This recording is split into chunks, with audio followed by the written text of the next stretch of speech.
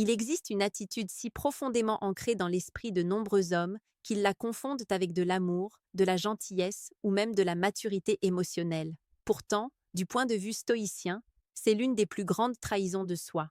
Cette attitude, c'est le fait de laisser ses émotions être dirigées par le comportement d'une femme. Ton humeur monte quand elle écrit. Ton énergie chute quand elle se tait. Tu te sens fort quand elle se montre attentive et vide quand elle prend de la distance. À partir de ce moment précis, tu n'es plus maître de toi. Tu es gouverné de l'extérieur. Épictète était implacable sur ce point. Il disait que si tu remets ton bonheur entre les mains de ce qui ne dépend pas de toi, tu te condamnes à l'esclavage intérieur. Devant une femme, cet esclavage prend une forme subtile. Tu crois vivre quelque chose d'intense, alors que tu es simplement en train de perdre ton centre. Une femme perçoit très vite quand un homme est émotionnellement dépendant. Ce n'est pas quelque chose qu'elle analyse consciemment. C'est une sensation diffuse, presque corporelle. Elle sent qu'elle a du pouvoir sur ton état intérieur et ce pouvoir casse toute tension saine. L'homme stoïcien, lui, ne cherche pas à être insensible. Il ressent, mais il ne se laisse pas gouverner. Il comprend que ses émotions sont des réponses, pas des ordres. Marc Aurèle rappelait que l'âme se colore de la teinte de ses pensées. Si tes pensées tournent autour de la peur de perdre une femme, ton comportement finira par refléter cette peur. Tu deviendras prévisible, rigide, parfois même contrôlant sans t'en rendre compte. Et plus tu cherches à sécuriser la relation, plus tu montres que tu n'es pas en sécurité avec toi-même. C'est ici que beaucoup d'hommes tombent dans une illusion dangereuse. Ils pensent que montrer leur vulnérabilité sans limite est une preuve de profondeur. Ils se livrent trop vite, trop intensément, racontent leurs blessures, leurs manques, leurs doutes, espérant créer une connexion. Mais Sénèque faisait une distinction claire entre la sincérité et l'exposition incontrôlée.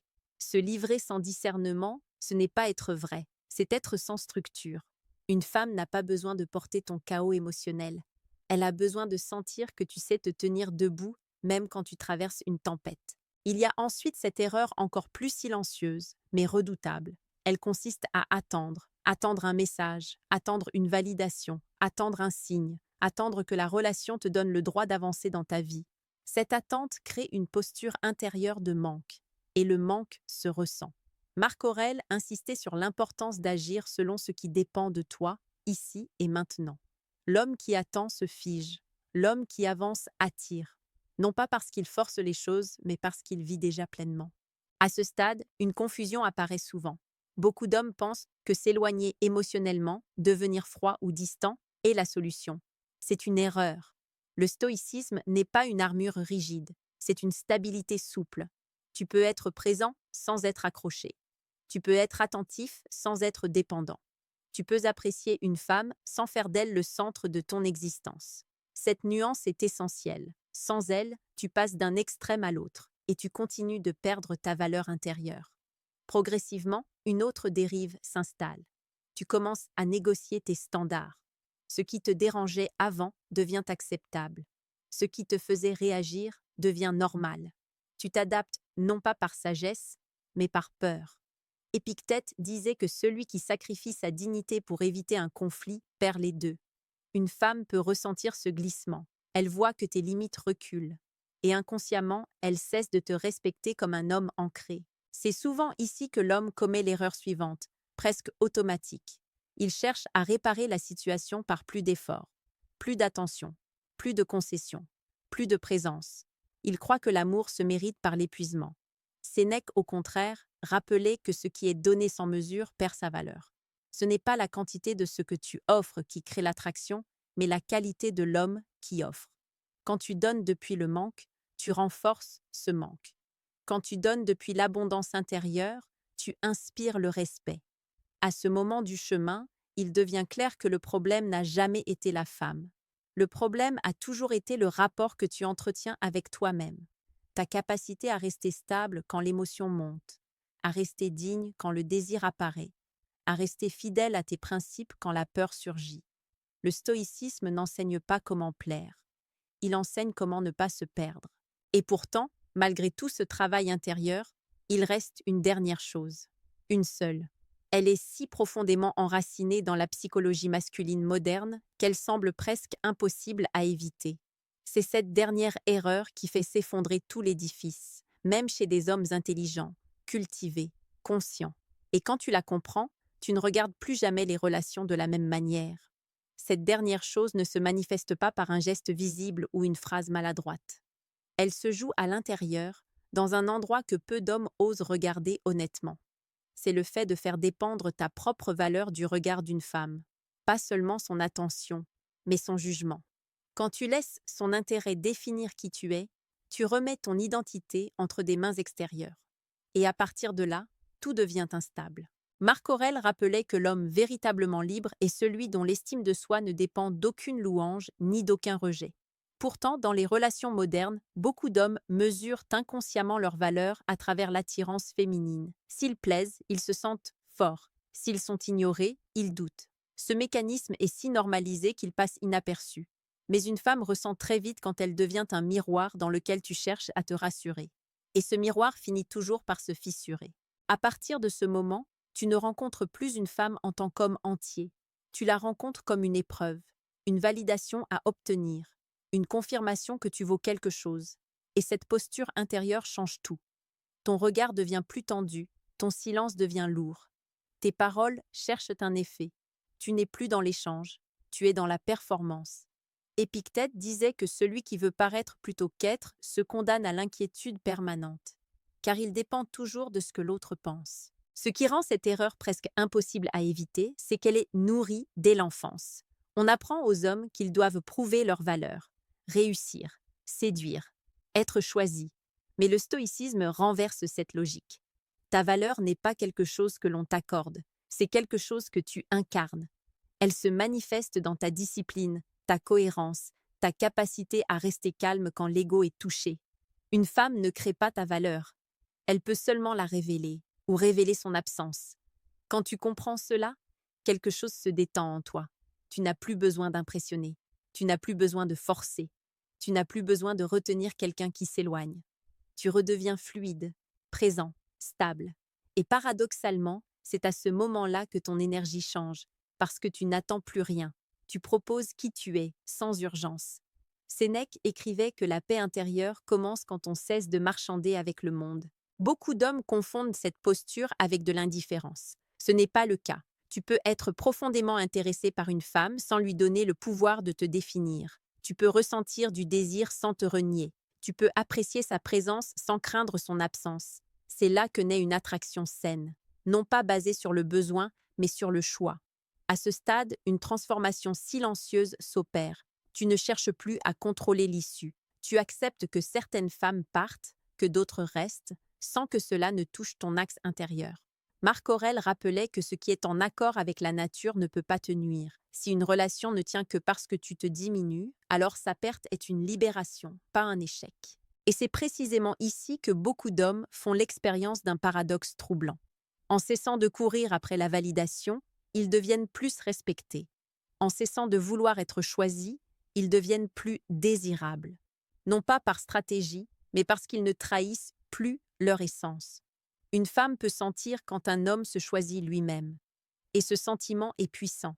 Il est important de comprendre que rien de tout cela ne se joue dans des techniques ou des phrases à mémoriser. Tout se joue dans ton rapport à toi-même, dans ta capacité à rester fidèle à tes valeurs quand l'émotion monte, dans ton refus de négocier ton intégrité pour un peu d'attention.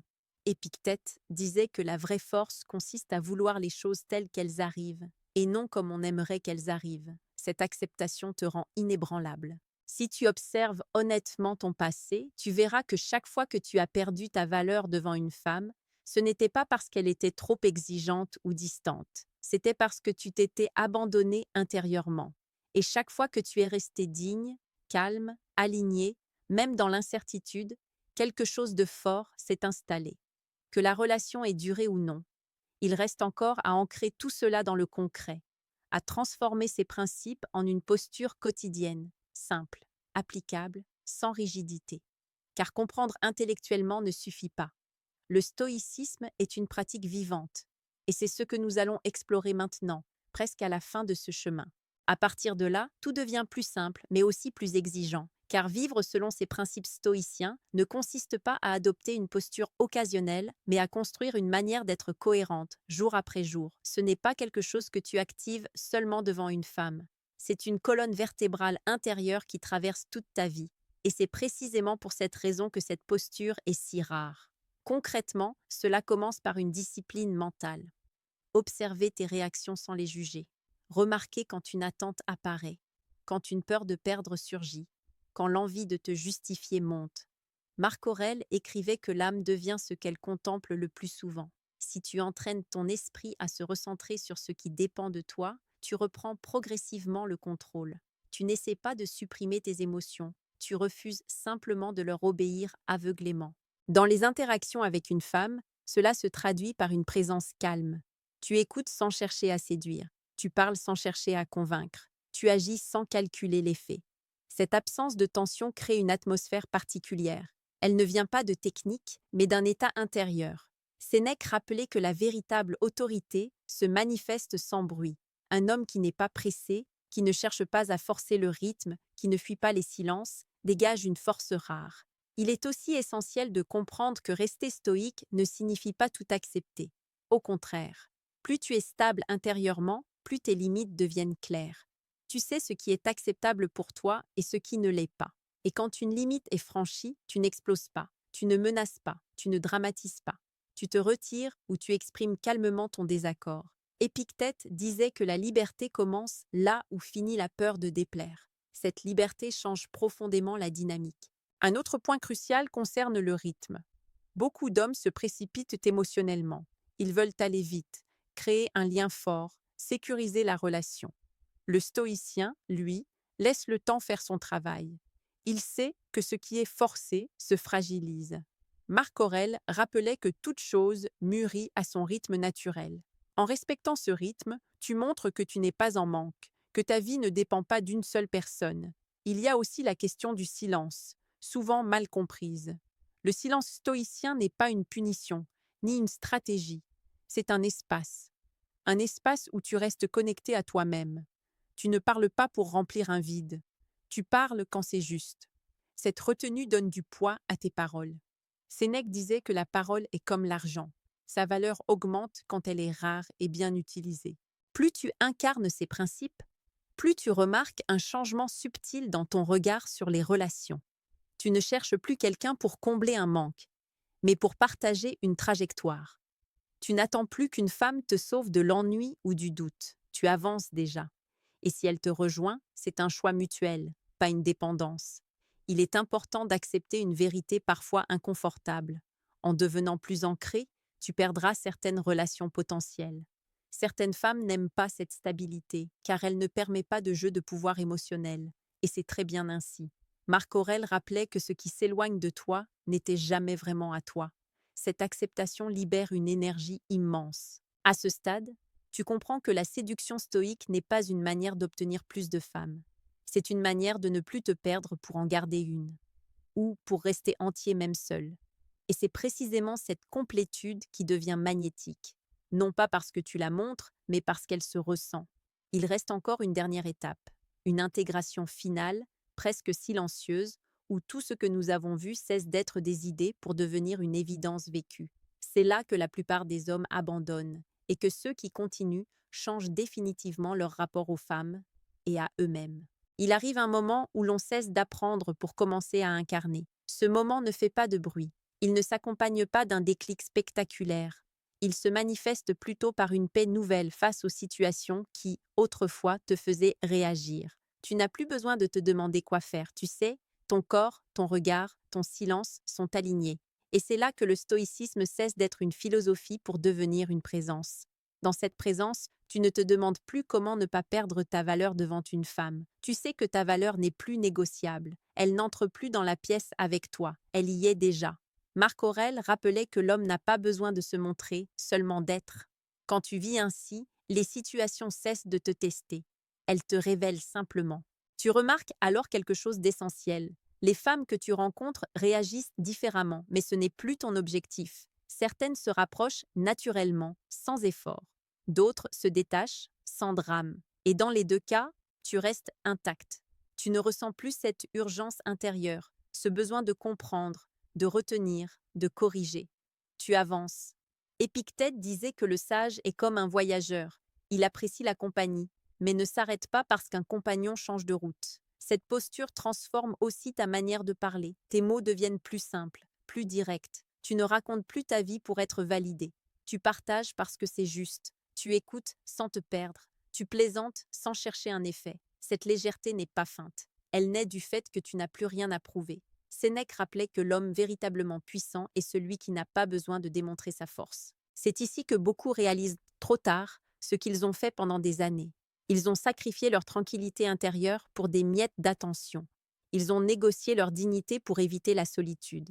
Ils ont confondu attachement et dépendance. Le stoïcisme ne te rend pas insensible. Il te rend lucide. Et cette lucidité est une forme de respect envers toi-même. À ce stade, la séduction n'est plus une quête, elle devient une conséquence. Non pas parce que tu appliques des règles, mais parce que tu incarnes une stabilité rare. Une femme peut sentir quand un homme est en paix avec lui-même. Et cette paix est profondément rassurante, mais aussi attirante. Marc Aurèle écrivait que ce qui est stable ne cherche pas à retenir, il inspire confiance. Petite parenthèse les amis, j'ai créé un manuel complet sur la séduction stoïque. Il t'apprend comment parler avec maîtrise pour créer une vraie attraction. Le lien est en première ligne de la description. Cette pub sera une seule fois dans toute la vidéo et surtout à presque à la fin de la vidéo. On continue. Ce qui compte désormais, ce n'est plus ce que tu évites de faire devant une femme, mais ce que tu choisis de devenir pour toi. Chaque jour, tu peux choisir de ne pas réagir immédiatement, de ne pas te justifier, de ne pas courir après une validation, de rester fidèle à tes valeurs même quand c'est inconfortable. Et chaque fois que tu fais ce choix, quelque chose se renforce à l'intérieur. Il est important de comprendre que cette voie n'est pas populaire. Elle ne promet pas des résultats rapides. Elle ne flatte pas l'ego. Mais elle offre quelque chose de bien plus précieux, la souveraineté intérieure.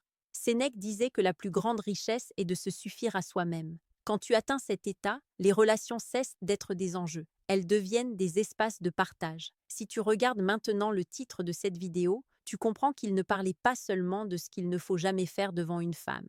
Il parlait surtout de ce qu'il ne faut plus jamais faire contre soi-même. Perdre sa valeur ne commence jamais à l'extérieur. Cela commence toujours par une concession intérieure. Et si tu as suivi jusqu'ici, c'est probablement parce qu'une partie de toi sait déjà que tu vaux plus que ce que tu as parfois accepté. Rappelle-toi simplement ceci, tu n'as rien à prouver, rien à mendier, rien à forcer. Sois droit, sois calme, sois cohérent. Le reste suivra. Et si ce chemin te parle, reste ici. Continue ce travail. Abonne-toi non par réflexe, mais par engagement envers l'homme que tu es en train de devenir. À présent, nous arrivons au dernier point, celui qui transforme toute cette compréhension en une force concrète et durable. Ce n'est plus une question de théorie, d'observation ou de citation. C'est une question d'incarnation. Tu dois devenir l'homme que tu veux être avant même de penser à plaire à quelqu'un. L'alignement entre tes pensées, tes émotions et tes actions devient le seul critère qui définit ta valeur. Marc Aurèle disait que rien de ce qui vient de l'extérieur ne peut t'atteindre si tu conserves ta raison intacte. Cette idée n'a jamais été aussi pertinente qu'aujourd'hui. Le stoïcien sait que chaque interaction avec une femme est une opportunité de pratiquer la maîtrise de soi, et non une épreuve pour obtenir son approbation. Tu ne cherches plus à contrôler, convaincre ou impressionner. Tu observes, tu respectes, tu participes sans abandonner ton axe intérieur. Sénèque rappelait que la véritable grandeur consiste à rester entier, même quand le monde tente de te fragmenter. C'est exactement ce que tu dois appliquer dans tes relations. Chaque geste, chaque mot, chaque silence devient un reflet de ta stabilité. Ce dernier bloc de compréhension inclut également l'acceptation de l'incertitude. La vie est imprévisible, les relations le sont encore plus. Et pourtant, cette imprévisibilité n'est pas une menace pour l'homme stoïque. Au contraire, elle devient un terrain d'entraînement. Épictète enseignait que l'homme sage accueille les événements comme ils viennent, sans laisser son équilibre intérieur être perturbé. Ainsi, tu deviens une présence magnétique, tranquille, fort et authentique, peu importe la situation. Ce qui est fascinant, c'est que la maîtrise stoïque transforme la dynamique naturelle de l'attraction. Une femme ressent instinctivement cette stabilité. Elle ne se sent plus en contrôle de ton émotion ou de ton énergie, Et paradoxalement, cela crée une tension saine et attirante. Tu n'as pas besoin de manipulation, de technique ou de jeu. Ta valeur se manifeste simplement par ta constance et ton alignement avec toi-même. À ce stade, tout converge vers un principe fondamental. La séduction stoïque n'est pas une série de comportements à adopter, mais une transformation intérieure. Elle ne se mesure pas aux résultats immédiats, aux validations ou aux réactions des autres. Elle se mesure à la solidité de ton caractère et à la capacité à rester fidèle à tes valeurs, même dans l'inconfort. Tu deviens cet homme que peu de femmes rencontrent, celui qui est entier, libre et cohérent. Et c'est précisément ce que ce script visait à te transmettre. Chaque erreur que nous avons détaillée, se justifier, sacrifier ses valeurs, dépendre émotionnellement, chercher une validation, abandonner ses limites, n'est pas seulement un piège dans les relations. C'est un signal, un avertissement. Chaque fois que tu t'y engages, tu te trahis toi-même. Mais en comprenant cela, tu peux choisir une autre voie. Une voie où tu restes souverain, présent et aligné. En conclusion, retiens ceci. Ta valeur ne dépend jamais de ce qu'une femme pense ou ressent. Elle dépend de la maîtrise de toi-même, de ton intégrité, de ton calme et de ton alignement avec tes principes. Quand tu incarnes cela, tout le reste devient secondaire. Les relations cessent d'être un terrain de combat ou de peur et deviennent un espace de partage authentique où le respect et l'admiration naissent naturellement. Ainsi, ce que tu ne dois jamais faire devant une femme n'est pas simplement lié à un comportement extérieur. C'est surtout ce que tu ne dois jamais faire contre toi-même. Maintiens ton axe, reste entier, et tu découvriras que la valeur et l'attraction ne sont pas des choses à obtenir, mais des choses que tu incarnes. Tout le reste, y compris le titre de cette vidéo, devient évident. Tu n'as rien à forcer, tu n'as rien à mendier, tu n'as rien à prouver. Sois fidèle à toi-même, et le monde et les femmes le remarqueront naturellement.